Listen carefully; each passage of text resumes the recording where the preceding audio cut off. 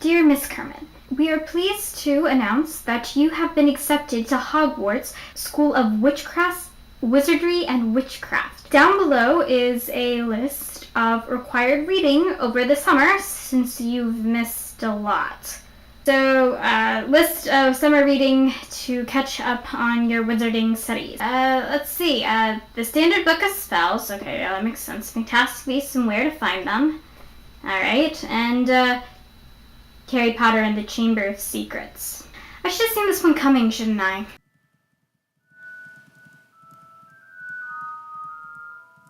Hey everyone, welcome to my review of the second part of the Harry Potter series, Harry Potter and the Chamber of Secrets.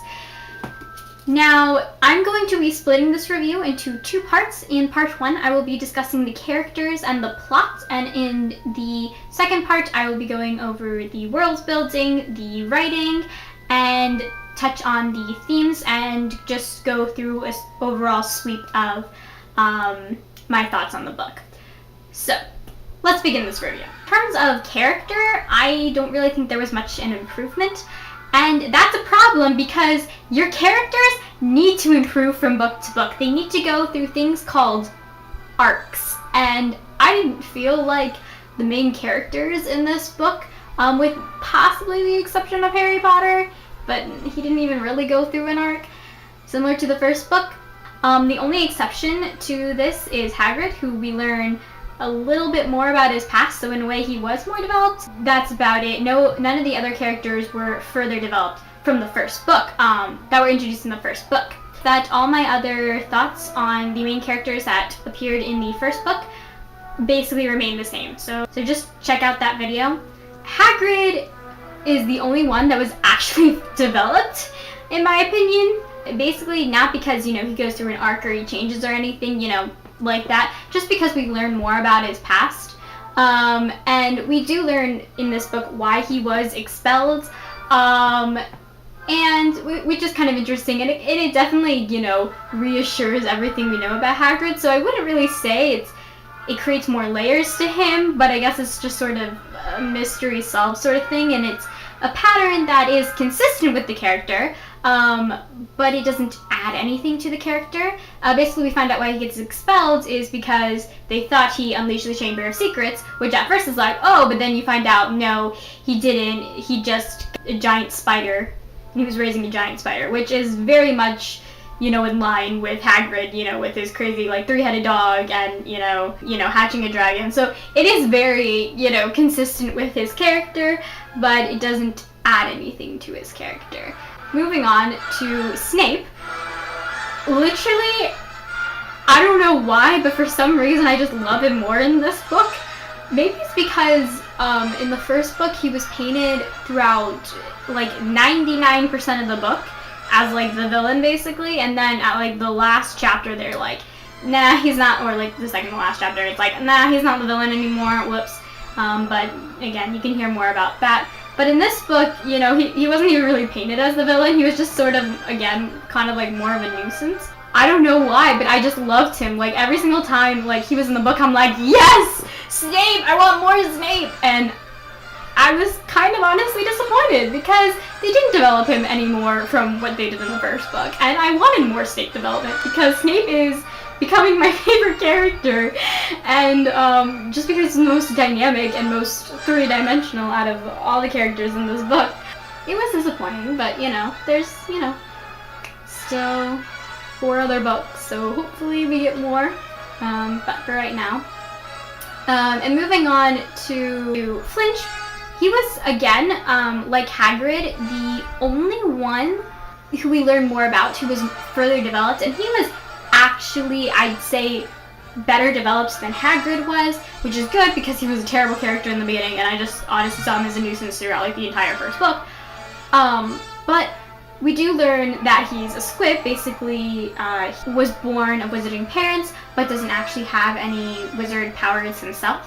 And I thought that was a genius reason, why he is the way he is. And, they make a mention of this, they tell us this, which I'm better to infer, but, it gave a reason why he hates these kids so much. He's envious of them. He wanted, to go to Hogwarts and everything. And I'm pretty sure, his parents probably expected that of him and were just kind of waiting till his magical powers to manifest, which they never did.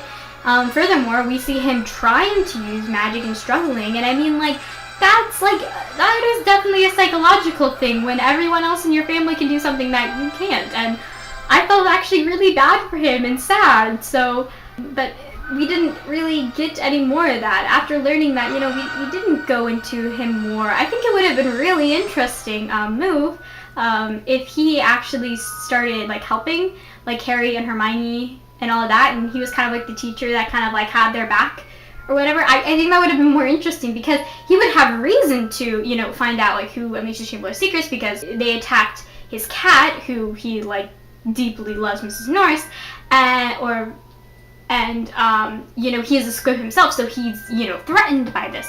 So it would make a lot more sense if he actually was. And I think just that one change would have made everything better. You could have developed his character more. And also that kind of would have taken care of the whole, sneaking around and everything because, he's kind of like a teacher. He's kind of like got their back sort of thing. I mean, like, Dumbledore and Hagrid basically already served this, which is why they never really get in trouble. But I just think, him doing would add another layer and would add even more depth to his character. But, you gotta do what you gotta do. So, the only other two characters I want to talk about are Hermione and Harry. I don't have too much to say on either one of those. Basically, really quick about Hermione, I thought it was interesting.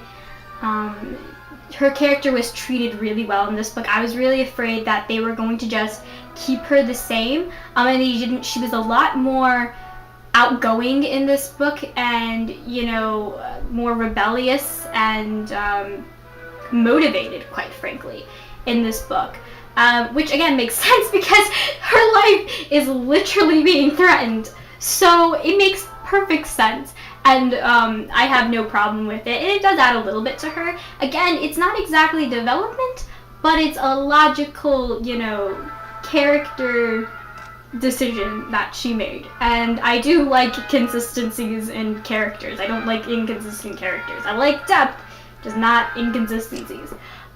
Speaking about kind of inconsistencies, Harry, so the only thing I want to say about him, my thoughts are basically the same on him, except in this book, instead of basically, them telling us the entire time, like, oh, he's so special, look at this, look at that, Harry's like, oh, I'm not that special, I'm not really that good at anything, and, man, I'm just not that good. Well, except for Quidditch, but, like, that's it. Like, I'm not good at anything. I'm not, like, smart or powerful or anything like that. And, some of the other characters that are like, oh, like, Voldemort, in the end, it's just like, oh, you're not that powerful. You're not that special. Like, what's so special about you and everything like that. And then, but, like, consistently, which is like, okay, self-doubt. I get it. But, like, at the same time, I was like, one, I freaking hate this trope. You know what trope I'm talking about. The trope where everyone around them and everything indicates how amazing they are, but like it's consistently being told how non-amazing they are to make it seem more relatable. Yeah, that. No, I don't like that. I don't like that. I don't like that. There's a difference between self-doubt and that. So that made me mad. But again, at the same time, throughout the entire book, everything showed us that he was special. The fact that he got the Gryffindor sword, the fact that he was Purslmouth. I'm pronouncing that wrong. But it's like, the fact that he is, a Purslmouth and that he has such deep connections to Voldemort kind of infers the opposite, that he isn't, he's very much special. But, yeah, okay, sure. Whatever. I don't hate this. This is just... but yeah, that's really it. Besides that, his character was meh, fine, I don't care. Again, refer to my first video for mine. I was in term for the new characters, and when I say new characters, some of these characters were actually introduced in the first book, but, like, they didn't matter in the first book, so I didn't talk about them. First off, let's start with Cleary. When we were first introduced to this character and everything, I was like, so this is Neville's replacement? Because it's really interesting, because I didn't actually talk about Neville in my characters video, but I did talk about him in part 4. But it basically said, like, he's not really that brave, he's kind of lame, I don't understand this. Why is he in Gryffindor? Basically, this is what I thought about Clary the entire time. So he's like a first year student, and like he like really looks up to Harry Potter, and I'm kind of like, okay, but why? Especially the fact that he is like a mudblood. I'm like, I guess, you know, because he heard he was popular, so like I guess he was into it, but like, okay, fine, like, you know, or whatever. So like, I get why he like admires Harry Potter, but like at the same time I'm like, okay. And he really just feels like kind of like a Neville like replacement sort of thing, and like to the point where like I don't think the author actually cares about this character, but like he serves sort of a plot thing. So like, you know, for Lockhart, I'm not gonna lie, I swore to God the entire time up to the end of the book, I swore, I'm like, he's gonna be the secret villain of this book. I see where this is going. I read the Sorcerer's Stone, fumbling, you know, dark arts teacher, you know, or whatever, claiming not to hear the voices that Harry's hearing, like, you know, pompous, you know, I'm like, this dude is so the villain, like, this guy's gotta be the villain. In my head, I'm just like, he's gotta be the villain. He's either like being possessed by Voldemort, maybe not the exact same, or like working for it, or something like that, or secretly the heir Slytherin. Like there's like all of it would make sense. Like all of it would. I never thought for a second that Draco had literally almost like anything to do with it. Okay, which I'll get to in the plot more, but yeah, like I swore he was the villain, and then it turned out he wasn't the villain. And I was disappointed. Like, I was disappointed, but at the same time I was happy, because I'm like, great, you actually subverted my expectations. But at the same time, I'm like, why did you spend so much time on this character? Like, there was no reason. He didn't end up really helping at all. You know, at the end, it's kind of revealed that he was a fraud and he didn't do any of those things, which, you know, everyone kind of assumed. Like, you kind of got from, like, the chapter where, like, the first, like, dark arts class and he brings the fairies and he can't handle it. Like, basically that. Like, I just didn't understand why they spent so much more time on him. Unless, of course, her intention was trying to lead us that, thinking that he was the villain. And in that case, that is genius. But at the same time, she wasn't leading us on to think that he was the villain, because one, they focus on Draco Malfoy a lot, and you know, really trying to paint him as the villain, and then who the villain ended up actually being, you know, like it didn't really make sense. But yeah, so I guess it was disappointing. And then his character, you know, he wasn't a really amazing character or a likable character, so I guess I didn't understand why we spent so much time with him in the book. He doesn't really do much, he's not really needed, he's not, in my opinion, really well enjoyed, so I just don't understand. So, moving on from who I thought was the villain to who the actual villain is, Voldemort Aka Tom Riddle. I'm not gonna lie, I wasn't super surprised, but I was surprised. Like, it was a pretty good twist that Tom Riddle was actually Voldemort. My only problem was that she didn't really set this up earlier. Like, it wasn't set up throughout the entire book. It wasn't, the diary wasn't even really introduced till the later half of the book, after, you know, the whole Draco Malfoy thing. And I'll talk more about this when I get to the plot in a little while, but it didn't set him up as the villain, so, or like hint. So it kind of loosened the reveal a bit, but I do really like it, and they did add depth to Voldemort. In the first book, you know, he was just sort of like this elusive evildoer. They gave him a little bit more depth, a little bit more of a backstory, and, you know, for the most part, it was a pretty good, you know, backstory, like, you know, or whatever. The only thing that this character did, that I was just kind of like, oh my god, please stop, just stop. It was like classic bad guy thing. The whole, we're not so different, Harry, we even look similar. I'm like, oh no, stop, I hate this. And then Harry's like, am I like Voldemort? I'm like, oh, please just shut up, please stop, don't do this to me.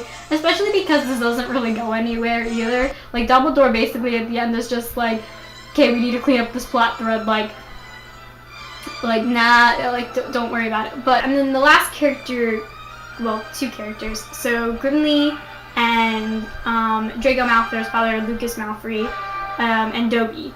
So real quick on Dobby, he was like plot connivance. I actually didn't mind him, but I don't really have too much to say on him. But Lucas Malfoy, I was like, okay. But so he was kind of revealed to be like the villain who like kind of like started it. Like he wasn't like the main villain, but like he was kind of the villain that like started it. We didn't really have like a clear main villain in this, which I didn't mind. But so it was really weird because so we started this but so like there were hints, but they never really hinted at him. They hinted at his son, obviously, you know, Draco, but like he wasn't really hinted, and then it's find out that he hasn't. It's like, oh, this makes sense, but like I don't understand his plan. So how they believe that this plan is, or like what they kind of give this plan was that he put the diary in Grimly's book, and I will get to her character in a second.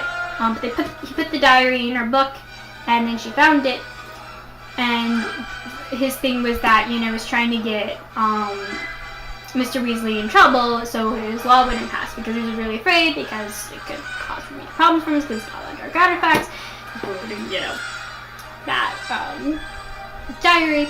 So like what was he expecting to happen? Like there are so many factors that just don't make sense. Like did he just assume that she would write in that diary and that Voldemort would possess him? Was that not part of the plan? Was it just so she was found it? Like what if none of that happened? What if she's just like, hey, like I found this diary in my book, and or, like she went like to like her dad or like a teacher or whatever, it's like, hey, like I found this diary in this book. Like this entire plan, it's just so dumb. And then Grimly, real quick, I didn't mind this character. I wish there were more hints earlier on the book that it was her. There was no foreshadowing in the beginning of the book that it was her. And like, look, like I'm one of those people who don't think like you need like a ton of foreshadowing, because then, you know, you figure it out and it gets more. But they only did it, you know, at the end and whatever. Even slightly foreshadowed, but even like, you know, if she just mentioned, you know, a diary or whatever, or like her writing a diary, and then it would be like, oh, everything makes sense now. But like they didn't do that, and they didn't hint at her, and I wish they did. And for her actual characterization, the fact that she's just kind of like this meek, you know, 11-year-old girl who has a crush on Harry Potter and everything, and is Ron's sister, I didn't really think that was bad. I think she served her point.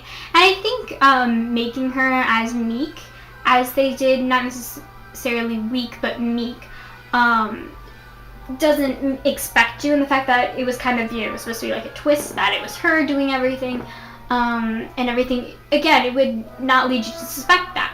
So I liked that. I liked how he did her for this book.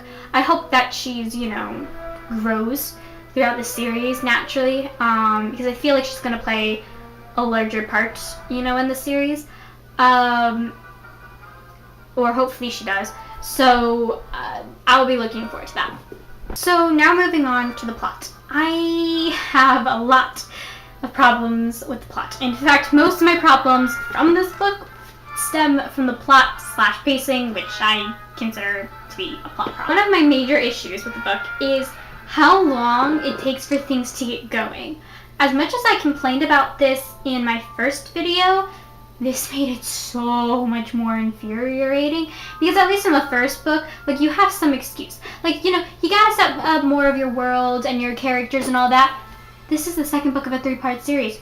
The plot should already, you know, it should be, if it's not hinted at in the second book, in my opinion, to make a good series, then in the first 1 or 2 chapters, it needs to be introduced. And she did this, sort of. She hinted at a plot in the 2nd or 3rd chapter, which, okay, like, fine. But then It's like, let go. You don't introduce the plot and then just let it go. It's like the start of a new arc in a TV show. And then you have like 5 episodes of filler, and then you pick up where plot started in the plot, or the arc started in the first episode. It's kind of like that. That's how annoying it is, because it's like most of this is just filler. In fact, so much of this book is really just filler. So we don't even get to Hogwarts until, chapter 5. And once we get to Hogwarts, and then it takes till like the 8th chapter before the plot is reintroduced. And that's really with the first attack. And then people start, speculating the Chamber of Secrets, and, they start this sort of investigating sort of thing. And, which is good and all, but you take the first 8 chapters before that was even brought up. And maybe it wouldn't really have been such of a problem if once it was brought up, and you know what, maybe, waiting 8 chapters, for the plot to actually get started, really the instigating moment, which I would argue is Mrs. Norris becoming petrified, I probably wouldn't have been so bothered if for so long in the book. Like, I'm talking about approximately, for about 90 pages of this book, was based on a red herring. Essentially, they spend 90 pages convinced, like too convinced, again, I've seen this before, that it was Draco. Which, again, I never even suspected for a second was actually the person. Which I said I thought it was actually Lockhart, but it wasn't, but whatever. I didn't even think that was, a thing. And they're like so convinced it's Draco, like, it's gotta be Draco, it's gotta be Draco, who else would kill Mudbloods? Like, it's gotta be Draco. And it's like, okay, like, I get why you're suspicious of him. And him as a red herring isn't instantly a bad thing. The problem is, you spend 90 pages on it. This isn't resolved. They don't find out that he's, like, not, the person who's opening the Chamber of Secrets till 223. Page 223 out of a 341 page book. So, like, 120 pages left in the book. They're like, oh, he's not it. Great, we basically have to start from the beginning again. But most of the book, like 2/3 of the book, have already gone by. And it was all mostly on setup and red herring. Like, that is so annoying. And those 90 pages drag on forever. And the reasons why that, they do this is so stupid. I mean, honestly, they're like, well, like, okay, so how do we get him to confess? Because, again, they're convinced that it's him because they don't even try checking other leads. Like, great job. I know you're 12 or 13, but, like, really? So they don't even check, and I'm just like, problem number 1. And they're convinced that it's him. They're just like, all we need to do is get a confession out of him. Like, that's all we need to do is get a confession out of him. And it's like, okay, but so they find out that that it wasn't him. So what they do is, like, they try to this complicated potion where they have to break a lot of rules to make, and and it takes like a month to make, which is like 30 pages in like book time, and it takes them forever to make, and then they finally are able to do it, and they finally do it, and like everything works out, even though like it probably shouldn't, because their plan was stupid to begin with. Yes, dress up as them and then try to instigate Malfoy into talking. Which the logic in this is like, okay, so like trying to get him to talk about it, so he'll boast about it, and then he'll get a confession, and they'll just take his word for it. Like, okay. Here's the problem. This is how I knew it was a red herring, because this was too fucking stupid. No fucking way this would work. Like, okay, so they're just like, yeah, I bet he's telling it to the Slytherins all the time. I'm sitting there like, really? So he's supposed to install the Slytherins, and no Slytherin thinks about telling anyone? I seriously fucking doubt it. Especially when, once Cleaver and Jack is petrified. Like, you would think that, you know, if a Slytherin, there would at least be one Slytherin who would say something about it, or a teacher that would overhear it, but no, apparently not. And apparently they would just take Gryffindor students for it. Like, I don't think so. I don't think that's how the world works. I'm sorry. It just doesn't. It's really stupid. And of course, you know, they find out it wasn't him, and they're like, well, we just wasted like half the year on this, which, yeah. So they waste all this time on it, and not only do they think it's a time waster, but it feels like a time waster in this book. So much of this book is wasted. She could have easily cut out so much of that. I even have a better way where you can cut out so much of it. So when they hatch this plan, which is in like chapter 9, chapter 10, the next chapter, start the plan. Like, it's ready, we're good. Bam. Like, so much could have been cut out.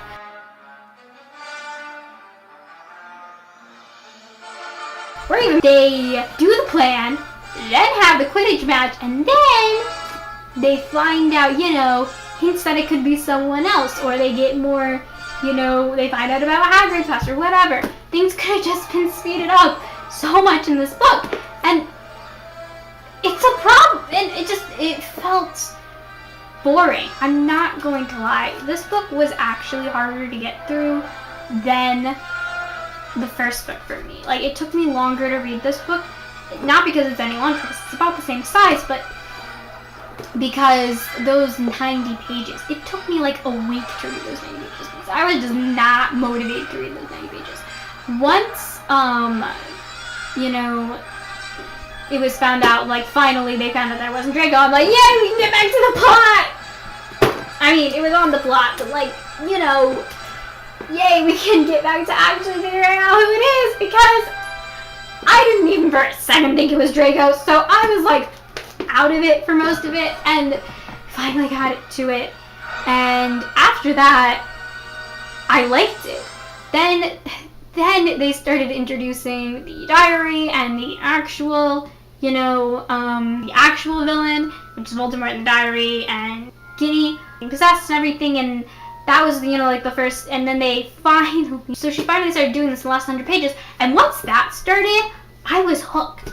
Like, once that started, it was actually interesting. I became interested in it, and the twist with the whole notebook, again, I actually like that.